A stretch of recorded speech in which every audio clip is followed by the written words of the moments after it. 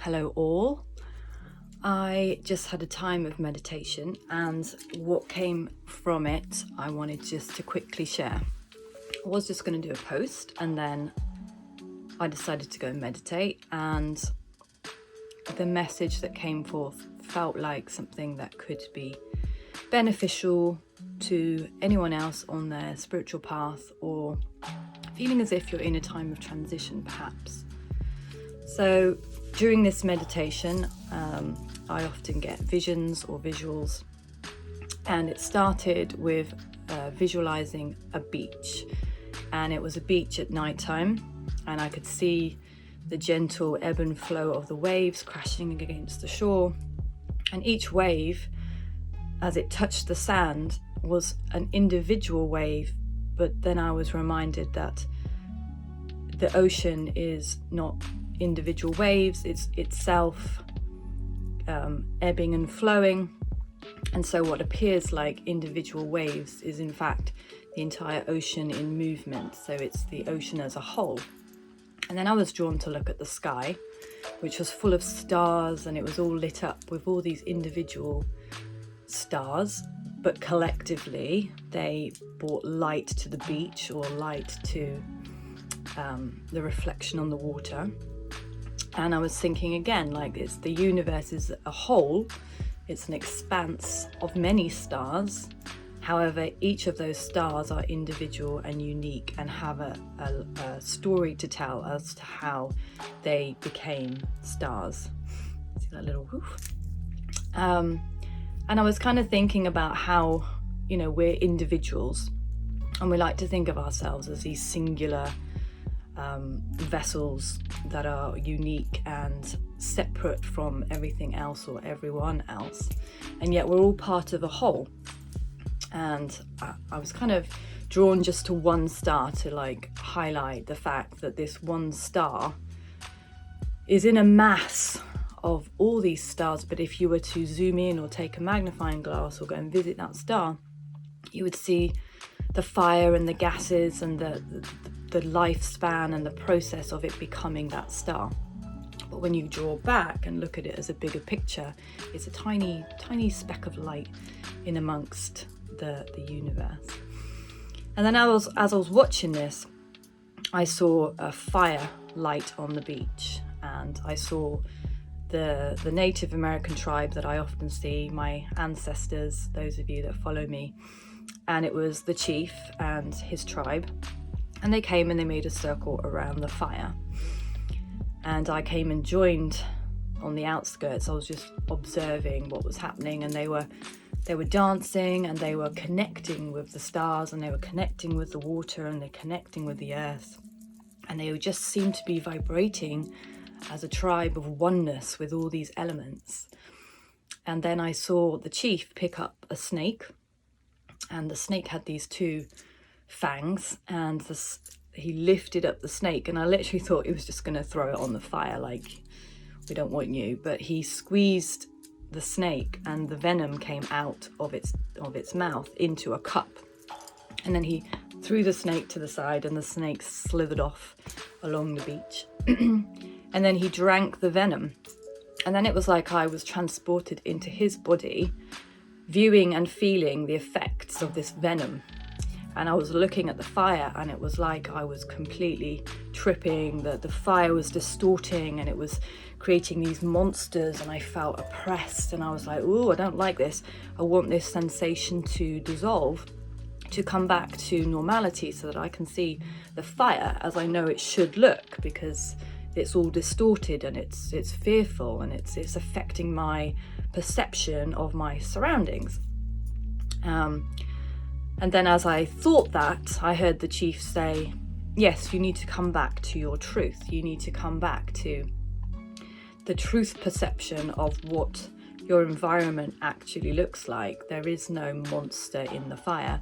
That's a distortion, because you have taken on something that isn't yours, or you're not living in your truth fully. So things feel and look distorted. And then I was kind of like a bit, well, why do we do these things where we take on or drink from things that are not of us or not for us, and then create this distortion if the only purpose of that is to bring you back to the truth and to remind you? And he was saying, well, life isn't meant to be full of distortion, but the thing is, because we step outside of our purpose, or we step outside of our truthfulness or our authenticity, we can then feel icky, and we can feel detached, or we can feel like our world, the way we've perceived it, has changed. Yet it's just a reminder of when you know you've come back, when the fire looks right again, you know you're in alignment. So sometimes it's just helpful to step away from that, to know when you've come back into alignment, because now the fire looks as you know it should. And then I was thinking, oh, okay, I kind of get the concept, you know. Sometimes we go through bad times or difficulties, or we lose ourselves a little bit to the point that we feel out of place, something's not right. And it's only when we come back into alignment with ourselves and our own authenticity that we go, that's it. I'm back on track. Things are looking and feeling the way I know they should. And then as this was happening, the chief handed me a mug of natural hot cocoa. And I just took the mug, and as I held it, this feeling came over me of that kind of wintry, Christmassy feeling, that snuggly warm, kind of supported, comforted feeling came over me. And I felt really, really strongly this feeling of maternal feelings, and of feeling like a mother making hot cocoa for her children. And this sense of warmth just filled me. And the chief said, this is earth. Cocoa is made from the earth. This is the earth sign, the earth element of your personality. You are a mother. You're not only a physical mother, but you also have a natural maternal instinct to support others, regardless of age or gender, or the fact that they're not actually your children, that you haven't given birth to them, but you have a maternal sense to support people. And that is your core, that is your earth sign, that's your grounding, that's where you feel the strongest, where you feel most yourself, you know. And I was saying, yeah, that's true. And he showed me then this picture of all these people where I felt I've mothered them, or I've supported them, or I've kind of embraced them and held them through difficult times. And that really gives me a sense of well-being and a sense of just nourishment, that's something that I enjoy doing, that's part of who I am as a person. And then it flipped, and he showed me fire. So you've got the earth, you've got fire, you've got water, and you've got air. Those are the four natural elements. And then I saw the fire, and I saw myself kind of very sensual and passionate and dancing, and I was like a flame, and this real passionate sensual side of me came out. And he said, that's another element of you. You have a very passionate, fiery part of you, your personality, which will also attract others to embrace and to ignite that passionate fire within themselves. So that's another element of you that you can't ignore. And then it swapped over to, I saw this beautiful lake and the depth of the water. And instantly I was feeling all these sensations change in my body, the difference between motherly and grounding to this sensual, almost you want to dance, and this fiery passion. And then this water was so still and so calm, and I wanted to almost wash myself. And I felt the sensation of salty tears running down my face, and it was this real feeling of deep healing. And the chief said, that's another element of you. You are here to help to heal others and to tend to their emotional, watery sides, the emotions that have been hurt, or the childhood traumas, or the disassociation of knowing who people are through failed relationships or lack of self-worth. There is a healing element within your personality, and that's represented by water. And then above me, I watched this smoke, like coming out of an incense, almost out of my my head, on the crown of my head, and this smoke, this offering, this incense was going up, and then a feather fell, and it was a representation of air. And he said, and ultimately you are spirit, you are air. And as I saw my spirit just rising and becoming almost like smoke, this natural dance was taking place. All these words and all this intuition and all this knowledge was naturally in the DNA of my spirit, and it was just rising. And then he handed me a red quill, a red feather quill, and he said, you're going to write down, or you're going to share audibly these experiences, because these are new things, and there is a new awakening coming. There's a new wave, there's a new sense of being, and it's very important. Part of your gift is to write down or to share these things with others. So that was another element. And then he said, all of these elements, all these 4 elements, none of them can be overrun.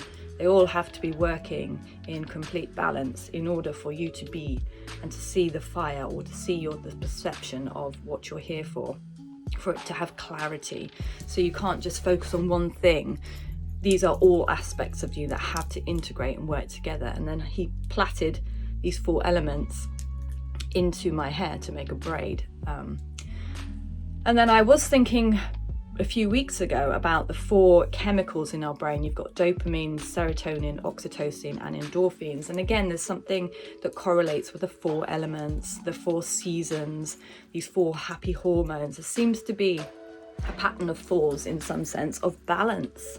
You know, you have to have all these chemicals in balance in your brain, and if one is out, you're going to get depressed, or you're going to feel manic, or you're going to feel unsafe. All these chemicals are highly important, and I was kind of trying to work out if there was a connection between the 4 elements. For example, so oxytocin is love. It's like the passion, it's the fire, it's released through having intimacy, or having hugs, or being very close in connection in that passion. And then you've got the endorphins, which is movement. It's like air, it's like spirit. And then the dopamine is more task orientated, it's a reward system, it's very grounded, it's very practical. And the serotonin is like the stabilizing of your chemicals and keeping you feeling stabilized. So all of them seem to be speaking to me at the moment about balance, and how we need to be in balance within ourselves and within our emotions and in the things that we're doing on a day-to-day basis. And we can't just ignore one aspect. If you're not doing your tick-off lists, your list of to-do things, then you're not going to get that dopamine. You're not going to be practically taking care of your tasks. You can't just be in a spiritual floaty place like, oh, everything will take care of itself. There is a practical side of us where we have to do, and then there's parts where we have to be. And there is this beauty in bringing all of them together. So what I wanted to share briefly with you today was that, and maybe it's a reminder for some of you that maybe you've been overworking in one area, or you're seeing yourself as just a singular part, when actually the universal spirit is asking you to not forget elements of yourself. I've been making these cards recently, and the first card that I created in art form for this deck of cards that I feel drawn to make was called The Reminder. And it came from a vision where I saw myself as not just a female human, but I had wings and I had a fishtail. I was multi-dimensional, and the spirit was saying, remember you are not just human. Remember you have these other aspects of yourself. Please don't forget them. So if you take anything away from this, it would just simply be to maybe go away and spend a little bit of time in meditation, or just come back to the truth, come back to your authenticity, come back to the multi-dimensional being that you are, and really look at those things. Maybe you could write down fire, earth, air, water, and ask spirit to show you what that looks like for you personally, because we're all so unique and different. For me, it was, the mother, the healer, the passionate, sensual side, and the spirit, and the knowledge and the wisdom that I enjoy sharing with people. So maybe go away for yourself and write down those 4 elements and really investigate or come back to yourself and be very critical. Am I ignoring elements of myself? Am I trying to fit in a square hole when I'm actually circular or cylinder shaped? Am I trying to fit into a society that doesn't fit for me, that doesn't work for me, and yet I feel I should? Just come back to spirit and share with me in the comments, or reach out and message me if any of this resonates, because I felt like it was a really important message for us today.